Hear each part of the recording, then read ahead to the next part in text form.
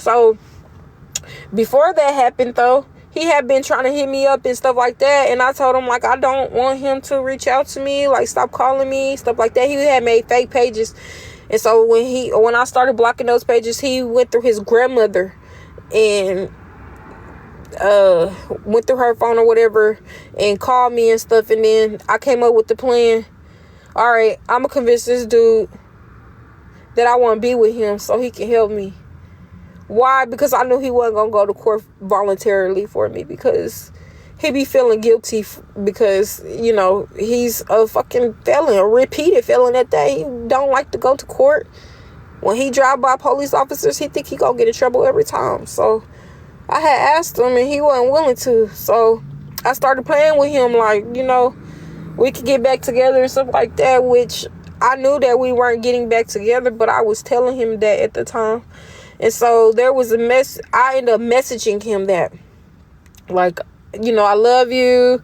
Maybe we get back in the future and stuff like this other stuff after all this is over. Just work on you, whatever, so he could come to court. Because before I said that, he wasn't willing to come. After I said that, he was willing to come. So we hadn't spoke. Weeks went by. It's time to go to court. Okay. We go to court. I didn't know if he was going to come, if he wasn't going to come. I don't know. So I was going to tell my caseworker, like, he was going to come, but I didn't want to tell her that if he did not come. So I didn't say nothing yet. So when I go in the courtroom and stuff and all that, I don't know why I'm in there. I'm scared. I don't like the courts. I get nervous. Anybody that's ever been in court, you know the feeling that I'm talking about. I'm almost certain. Like, it's just you nervous, you scared. And I had missed a couple court dates because I didn't know about it and stuff. So I had a warrant for my arrest. So I didn't know what the hell. So I'm assuming that, okay, I can have a witness. This is what I assume. My witness is here. He can attest to it.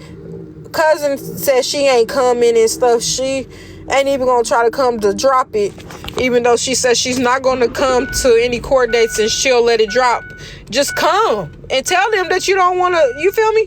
But she don't want to do that. So he came, and when I was called on the stand or whatever and stuff, he said I need an attorney or whatnot. I said, okay, cool. Like, I tried to get one, and when I had scheduled, they said they ain't know nothing about it and stuff like that, blah, blah, blah. I'm thinking I didn't need him. I didn't need my baby daddy at that time. I didn't know that, though. I come back, and he tell me go step outside to go talk to the DA or whoever to give me a free attorney. I said, all right. He gave me a number. He gave me a card. As I was leaving out, I saw Casa. This bitch that don't like me, that been lying on me this whole time, that's best friends with Imogene Dent, that has been trying everything to prove that I'm an unfit fucking parent. Her and Imogene. Just her and Imogene. So she look at me and smell like, she like, that's how she was looking at me. And I'm like, this bitch. This is when I was about to leave, though. I'm like, wow, she's evil. This lady that ain't never came to none of my court days, she gonna come and she's gonna try to make it seem like it's something that's not already knowing. And before I could even tell my damn caseworker, she probably about to hurry up and try to beat me to it. So now it's about to seem like I only told them because I got caught. So I'm like, okay, whatever. Even despite me thinking like that, I still call my caseworker and I call my attorney. I told them, hey, you know, he came to court with me and stuff to testify and all that. Hey, Casa done saw me. She done saw me or whatever. And she was like, I know. She's already called. She's already sent me the text and all that. I'm like, wow. Okay. This lady did not waste no time to try to make it seem like what it ain't. So she take pictures because I was crying because I thought I was finna go to jail.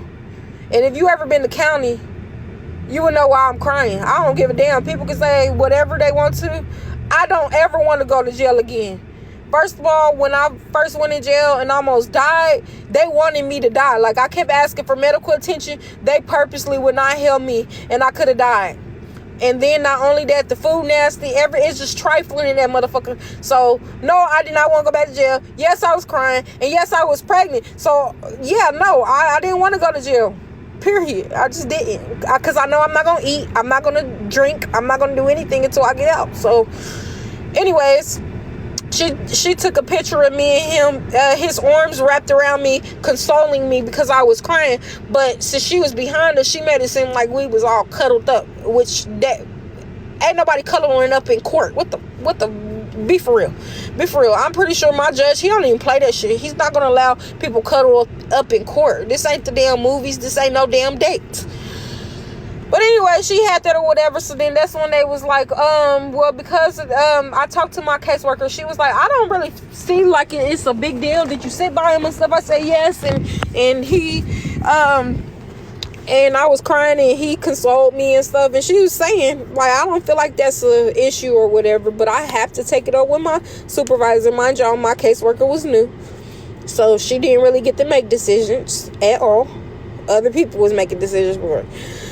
So she was like, I don't really think that's the issue or whatever, so don't worry, calm down, because I was crying so bad. Like, I don't want to I work so hard for my kids. Like, I don't want to lose them because of this one thing or whatever. So mind y'all, I told y'all I was trying to convince him to deceive him to come and manipulate him to come to court or whatever like that. I had already told him I love him or whatever. I didn't know that one of the visits, he relinquished his rights voluntarily. Both fathers. So y'all don't gotta figure out who. But he relinquished his rights. I really didn't know about that shit until later on or whatever. And they did a visit with him even though he had terminated his own rights and shit. They did a last bye-bye visit with all his all the boys and stuff, you know, my newborn at the time, and then it was Bryson, it was Azrael. Well, while they saying that he a danger and shit, they not even watching him with the damn kids. They in his granny house over here talking shit, and then like I guess they said his phone kept going off. Y'all going through his phone illegally. They didn't open it, but they was looking on the screen, and they had saw where I said I had loved him or whatever like that, and just work on himself or whatever. That had been the only time. I promise y'all, the only time. So they took a picture of that and stuff, and brought it up to me like, yeah, did this happen? And I said, yeah. I told them, they was like, why did you do that? Like, you were doing so good. Like, literally, you worked too hard to lose these kids and stuff. Like, what they tell me? You worked too hard to lose these kids. Like, you're literally in the situation because of him. If he's not in the picture, like, you can have your kids back. Like, please don't get back with him and stuff. I said, I'm not with him. I was trying to manipulate him. Casa and the other caseworker told me if I get charged for this stuff, that I would lose my kids automatically. So I was scared and I was desperate. That's all that happened. That's it. That's all. Shit. That's it. That's all. So they was like, we're gonna recommend termination because of that.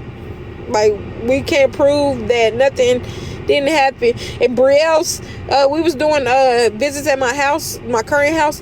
Brielle stated that she saw drawers in the house, like boxers, men boxers. I said, no, I wear boxers. I said, you can look on my page and see that I wear boxers, or if you want to see the boxers, you can. I mean, I don't care. Like, it's no men boxers. I wear boxers. Oh, well, this is what they said, y'all. This is so inappropriate to even freaking say that my daughter said. She said that they told me the person that don't like me, a lot of accusations happen because of the person that don't like me and I'm a G. That's it. Nobody else was making any assumptions of me. Those two people are the only ones. Brielle had came back to her auntie's house and told her that she saw men drawers and she smelled them, and it smelled like your abuser's ding ding.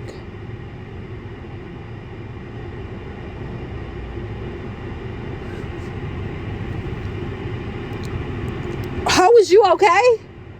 How does an 8-year-old know what a man's dingling smell like? Be for real. That ain't never happened. And she should know what dingling smell like, and she don't know what dingling smell like. Be for real.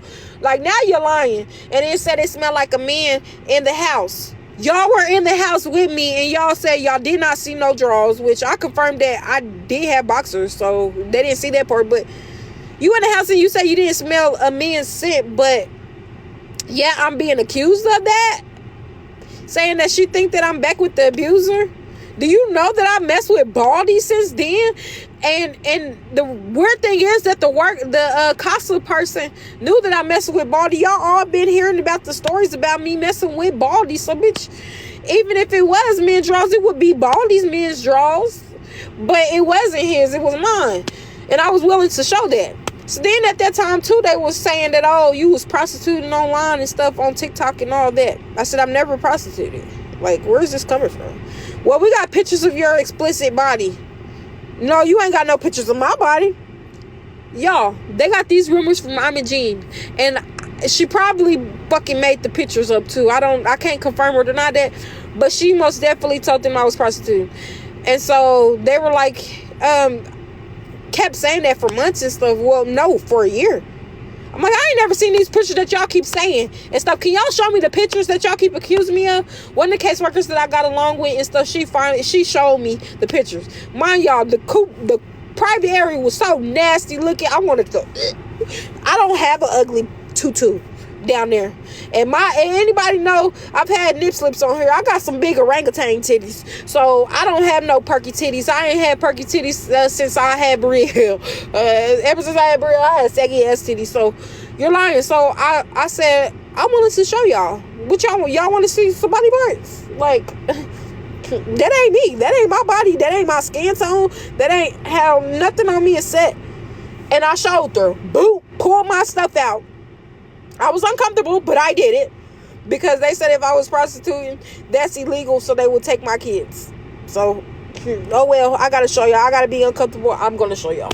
So I showed them. It confirmed that I wasn't prostituting or whatever, but it didn't stop that the allegations had been said about me, but I had proved myself, so they couldn't use that against me. They had nothing on me because they was trying to use that just one court case and that one message against me. They didn't have nothing else on me, so they was trying to come up with all kind of stuff that, oh, maybe you do drugs and stuff. Confirmed I ain't do drugs. So well, that I ain't never did drugs. So guess what, they had to let that go. So then they tried prostituting. That didn't work or whatever. So anyways, that was the accusations that I was doing all of these things that